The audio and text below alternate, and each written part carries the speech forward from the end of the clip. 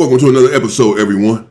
My gang leader was not just evil, he was something else. He was sadistic. Oftentimes, you'll get some of these type of individuals leading the gang. And when your gang leader is sadistic, then your whole gang will be sadistic. Oftentimes, this is how it happens. And these sort of gangs cause a lot of mayhem in the streets, and it's really based on the leadership. This is Derek M. Vernon.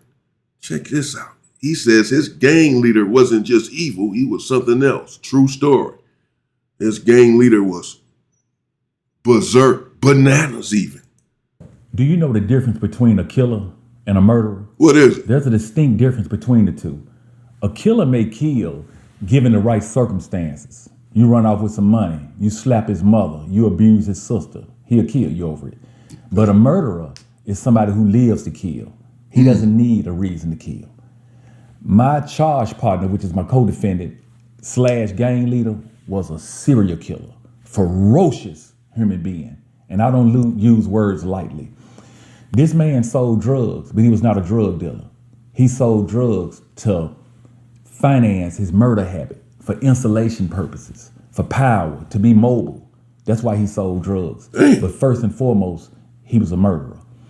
Let me tell you, I get exactly what he's saying. He was not concerned about money. He was concerned about blood and bloodshed, and sold drugs just to finance his thirst for blood. And able to get, in order to get around, you need gas money, to get bullets and guns, what have you. Stop at a burger stand, get a bite to eat while you're out on your killing mission. Oh. By the time I finish telling you about this guy, you're going to believe you watched the movie. You're going to be shocked that the streets in the United States, there are neighborhoods that even raise men like this in America. While we was awaiting trial on multiple cases, we was co-defendants, as I said, he was further charged with killing one of the correctional officers while awaiting trial on other cases. As the word goes, as the court documents point out, this public knowledge, him and this officer had words, and the next day, this sergeant, which was an officer, was ambushed and gunned down on his front porch and died in his wife's arms. I'm gonna tell you what he said about this to me while we was in trial on other cases.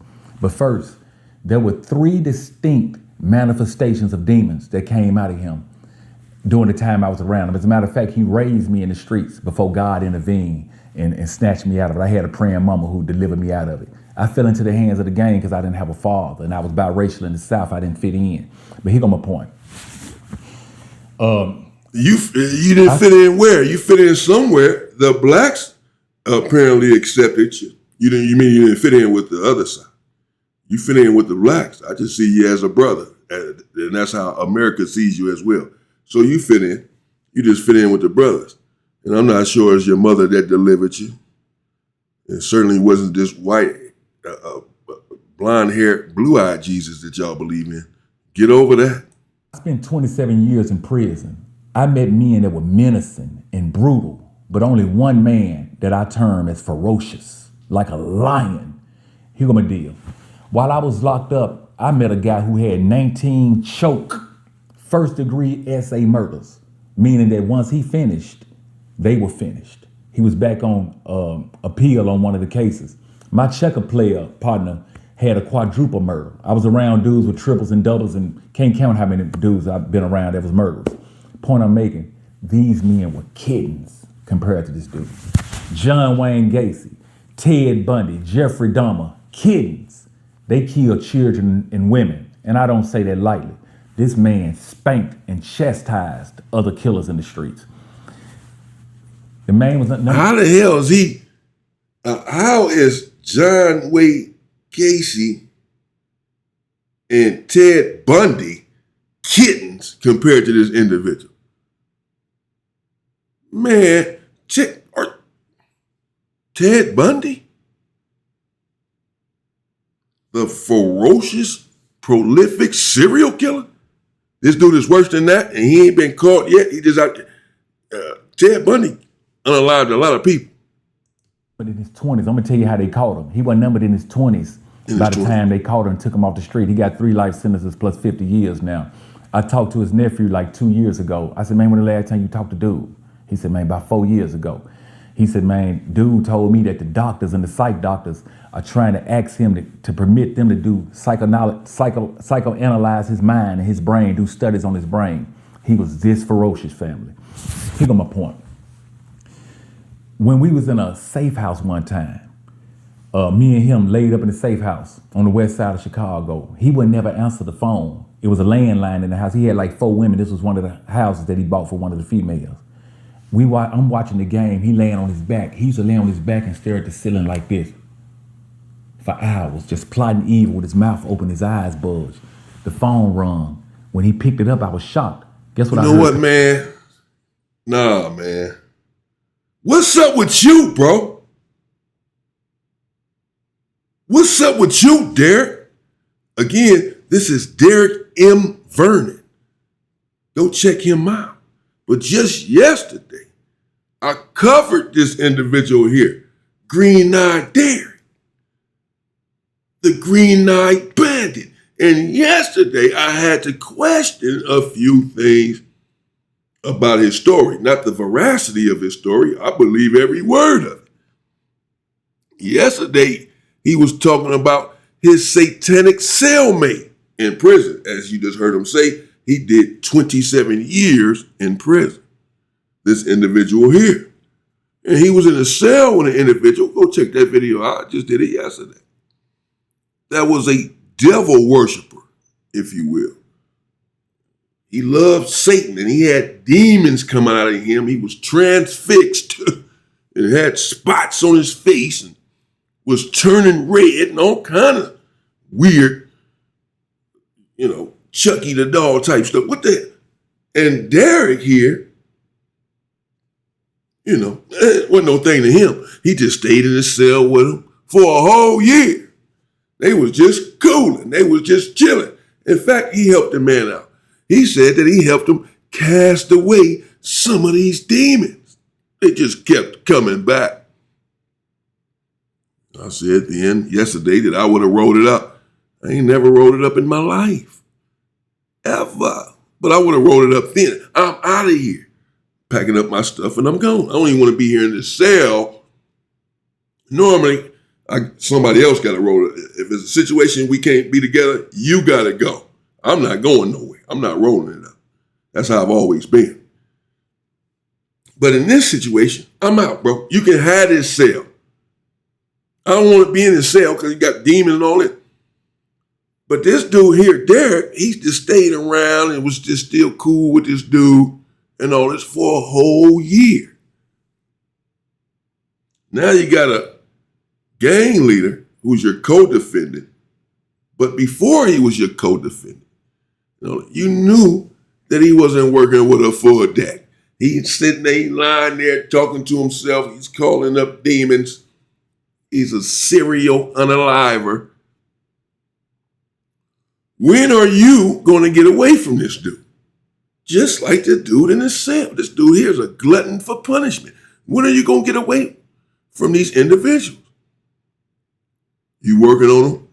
Did God tell you to pray for them and all of that? Man, you're risking your life dealing with these crazy people. I don't know. I gotta watch you now, Derek. I gotta watch you too, bro. Come out of his mouth while he laying on that couch, 250 pounds, looking like Godzilla. I heard these words come out of his mouth. No, she's not in right now. I'll tell her you called. Thanks. And hung up the phone. Perfectly pitched 5-year-old girl's voice came out of his mouth. I jumped and looked at him. When I looked at him, his mouth was moving like one of those dolls, those wooden dolls that a ventriloquist has on their lap. Okay. It's moving like this with his eyes open. And what did you do? Hung the phone up. Okay. We know what he did after you looked at him. His eyes twitched. At this big old Godzilla of a man, as he referred to him as, is sitting there talking like a whole 5-year-old girl. What did you do, Derek? What did you do? When he did this, what did you do, bro? You said it's cool. This still your boy. This still your leader. You just still went around and committed a crime with him, and this was ended up being your co-defendant. What's up with you, bro? Your discernment. What's up with you? I don't know what prison were you in for 20? I don't know how you made 27 years. What prison was you in, boy? Must have been 50-50. Pure evil. Let me tell you what he told me after they took him back downstairs and fingerprinted him and charged him with the case on the correction officer for murdering his guy. He looked at me and said, "Dog, when they charged me with doing dude, right?" I said, "Yeah."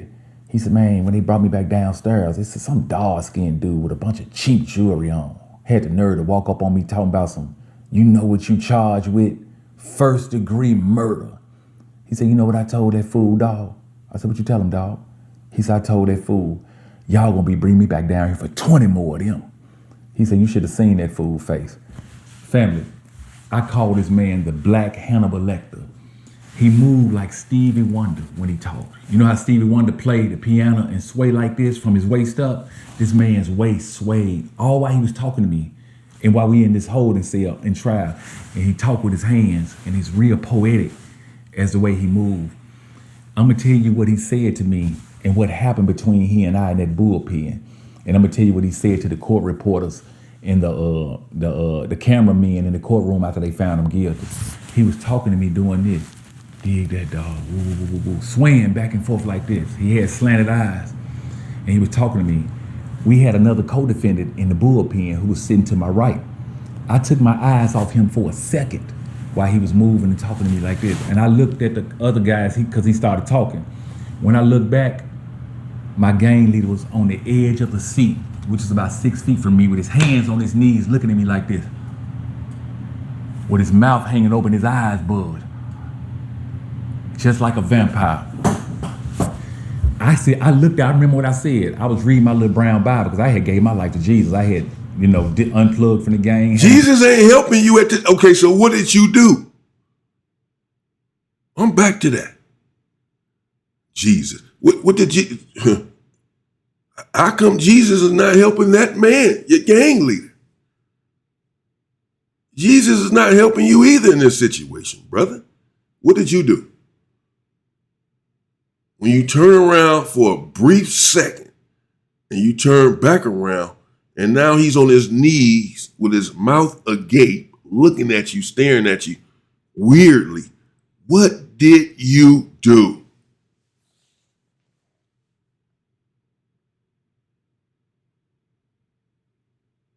What did you do? You just continued to be his friend. Huh? I understand not judging anyone. Everyone has their problems and issues, man. But his Sally that he described, I'm getting away from him. It's nothing personal. But I'm out of here. This dude right here, I'm getting away from. I don't want no parts of you. Hell, I don't even want no parts of your gang. I'm a non-affiliate. I'm done. What the hell? What did you do?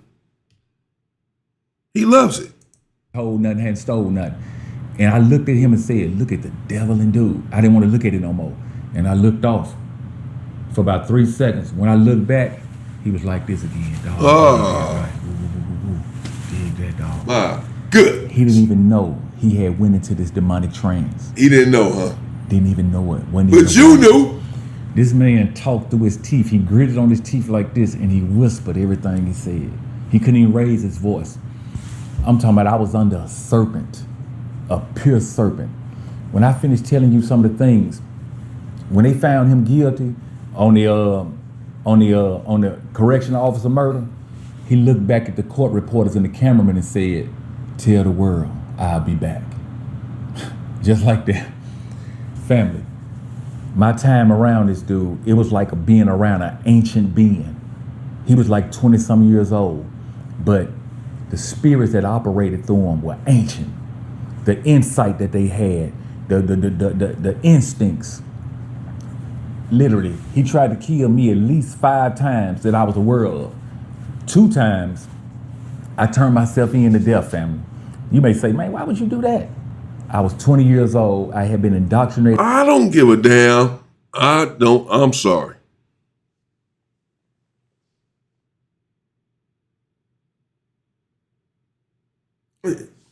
"20 years old, that's old enough to know. He tried to kill you 5 times. I knew it.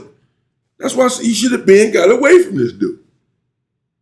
Okay, so the first time he tried to kill you, and he said at least 5 times that he knows of. So the first time he tried to kill you, Derek, what happened?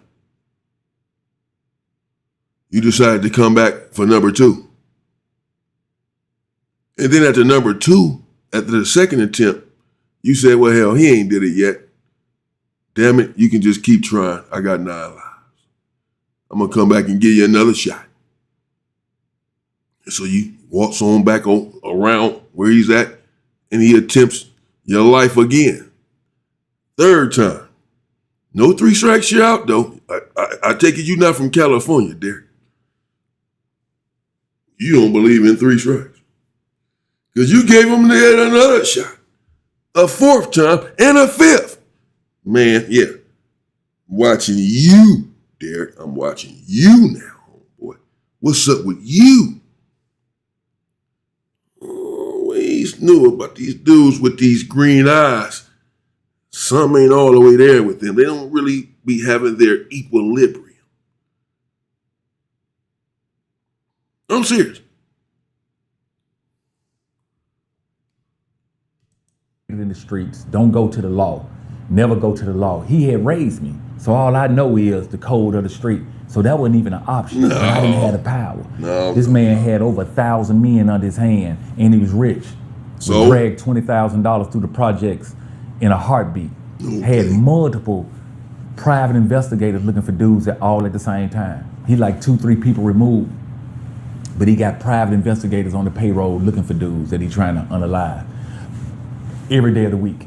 No days off. I turned myself into death because men like this play with the innocent. I had a mother and siblings living on Front Street. And he was trying to unalive me over some trivial stuff that I hadn't even done. But that don't matter to him. Church, let me tell you I'm gonna tell you how they caught him. He talked to me about this. That was the last time I seen him too. You know, he been gone for 31 years. They can't put nobody in the cell with him. He got to be in the cell by himself. I heard that female officers that come by the door, you know how the women be infatuated with serial killers? I've heard of dudes that was locked up on SEG with him. They went in the cell with him, but on the same wing. So he had a female officer's ear pinned to the crack, the seal in the door for hours, just whispering. I mean, ruling over men was like first nature to him. The only person I ever seen that doesn't surprise me. In mind of him is Pablo. That don't surprise me. That don't surprise me that the CO women would be all over a dude like this. It's the sort of stuff that they would do. Charles Manson and Ted Bundy got more fan mail than anyone in prison, even though they were in there for killing women. Escobar. Everything Pablo Escobar would do, he would do. Everything, no feeling. He's Pablo? It taught me the type of spirits that evil dictators have in them. Let me tell you what he said to me one time after he was disciplining his child. He found his little boy in the restroom trying to smoke a cigarette. And he said, you finna smoke that? And he lied to him. He took him in the bedroom and spanked him. I'm a teenager. So I'm sitting in the dining room laughing at him getting a whooping. When he came out the room, y'all, he stepped out into the hall and stepped to the dining room looking at me like this. He said, dawg, this from whooping his child. He said, dawg, I don't like to put my hands on nobody unless I'm killing them. He said, let me sit down, dawg. It wasn't funny no more. I got out the chair. He sat down. His back had swole up. These swole up. His wings had swole up. You know, wings is these traps.